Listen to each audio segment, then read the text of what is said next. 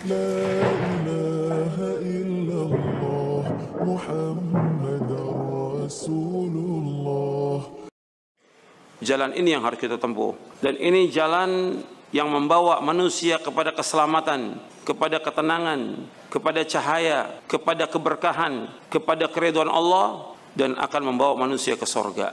Jalan ini yang kita akan terus kaji di mana-mana tentang tauhid, tentang akidah. Ini harus terus diulang ribuan kali karena banyak kaum muslimin yang tidak paham tentang ini. Kajian-kajian yang ada banyak yang sifatnya umum, kajian umum. Kalau kajian umum, hatta 10 tahun orang nggak paham apa-apa, hanya senang hadir.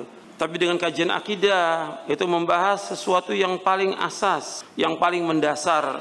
Makanya ikhwan fillah, azakumullah, kita mengkaji tentang akidah ini, meskipun sudah pernah dikaji, harus terus diulang. Jadi nggak cukup sekali, 2 kali, 100 kali nggak cukup, ribuan kali. Kalau antum lihat dakwahnya Nabi Nuh alaihi salatu wassalam, berapa tahun? 950 tahun. Siang dan malam Nabi Nuh mendakwakan dakwah tauhid, mengajak umatnya untuk mengucapkan kalimat la ilaha illallah, untuk memahami tentang kalimat ini, untuk mengamalkan kalimat ini dan melaksanakan konsekuensi kalimat ini. Demikian juga para anbiya war rusul yang sesudahnya dijalankan kepada siapa aja, kepada semua manusia, kepada orang miskin, kepada orang kaya, semua dakwanya sama, dakwah tauhid. Dakwah mengajak orang untuk takut kepada Allah Subhanahu wa taala. Ini dakwah yang sebenarnya.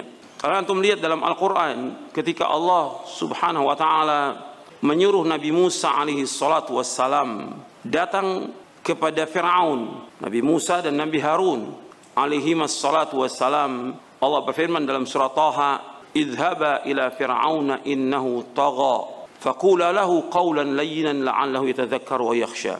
Hendaklah kalian berdua, artinya Nabi Musa dan Nabi Harun alaihi wassalam, pergi datang kepada Fir'aun.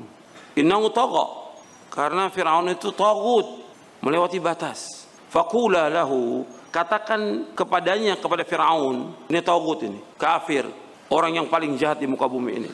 Allah menyuruh Nabi Musa dan Nabi Harun mengatakan, faqula lahu qawlan layyina, katakanlah kepada Fir'aun itu perkataan yang lemah lembut, bukan yang kasar. Kemudian la'allahu yatadzakkaru aw yakhsha, agar dia itu ingat kepada Allah dan takut kepada Allah. Jadi dakwah ini mengajak orang agar manusia ini takut kepada Allah. Kalimat qaulan layyinan, sebagian mufassirin mengartikan dengan ucapkan kalimat-kalimat yang menyentuh hati dia. Sebagian lagi seperti perkataan Ikrimah dan juga yang lainnya, artinya ajak dia untuk mengucapkan kalimat la ilaha illallah. Ajarkan Fir'aun untuk mengucapkan kalimat la ilaha illallah agar dia ingat kepada Allah dan takut. Makanya yang perlu saya ingatkan kepada antum sebagai talabatul ilm, kepada seluruh yang hadir, ikhwan dan akhwat, semuanya perhatikan bahwa kita nuntut ilmu ini agar kita takut kepada Allah. Itu antum harus ingat itu. Bukan sekedar ngaji, bukan sekedar nuntut ilmu, bukan sekedar hadir dalam pengajian, tapi bagaimana ilmu yang dikaji dalam setiap kajian itu membuat kita takut kepada Allah Subhanahu wa taala.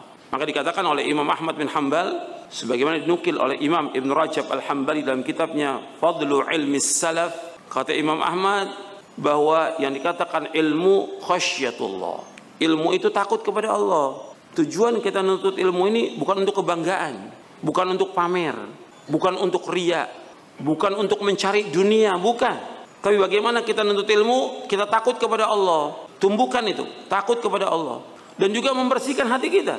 Makanya Nabi Musa disuruh oleh Allah datang kepada Fir'aun dalam surah An-Nazi'at. Apa katanya? Faqul hal laka ila an tazakka wa ahdiyaka ila rabbika fatakhsha. Maukah aku tunjuki engkau untuk membersihkan hati kamu? Karena Fir'aun sombong, supaya bersih hatinya dengan masuk dalam agama Islam ini. Jadi Nabi Musa mendakwakan Fir'aun agar bersih hatinya. Dan tugas para anbiya wa rasul alaihi wasallam, di samping menyampaikan wahyu Allah Taala, mereka juga membersihkan hati manusia. Berikut ini kesimpulan yang kita ambil dari pemaparan guru kita. Semoga Allah Subhanahu wa taala merahmati. Sampai bertemu dalam pembahasan berikutnya dari sudut pandang Al-Qur'an dan Sunnah. Akhir kata dari admin, terima kasih atas atensinya. Kesempurnaan hanyalah milik Allah dan kekurangan ada pada manusia. Mohon maaf jika ada kesalahan. Silahkan tulis di kolom komentar.